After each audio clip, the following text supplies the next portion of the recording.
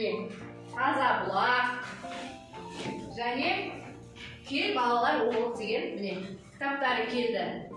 Иә? Осының ішінен біз міне таза бұлақты оқимыз. Жарай ма?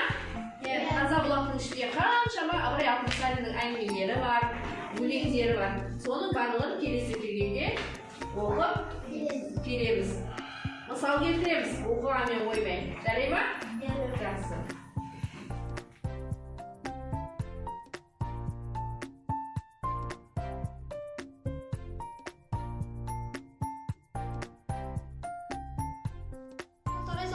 Ашық алыс жерлерден көзіңді ашып жұмғанша жылдан хабар алғызды.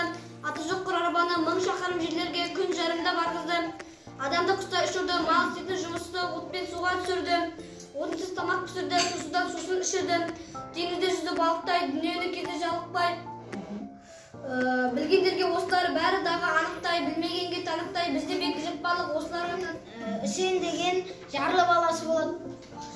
Олар қырдың астында ойнап жүрген кезде олардың ауылдары көшіп кетеді.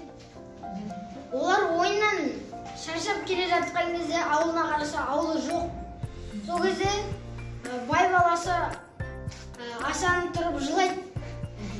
Үсен жылама, қазір ауылды тауып аламыз дейді. Олар жолға шығып, жолда көзі жоқ инемен сынған пышақшарға келеді. Асан баласы атасынан тұрып сұрайды. Ата, мына ағаш неге тік өскен, мына ағаш неге қисық өскен деп сұрайды. Сонда атасы тұрып, мына тік ағаш бағумен, қағумен өскен дейді. Ал мына ағаш бағусыз, қағусыз қисық өсіп кеткен деп айтады. Сонда баласы тұрып, сонда бағу қағуда көп мағына жазған емеспен, ал шашқасыңыздар, зияндасы кісілер, жақсыны көзбен салмаңыздар, жақсыдан қапа қалмаңыздар, өзі болған елдердің аяғына салмаңыздар. Әр елге, әр жұртқа алтын сағат алынбас, басы болса бақсыларды алып келіп бақсыларды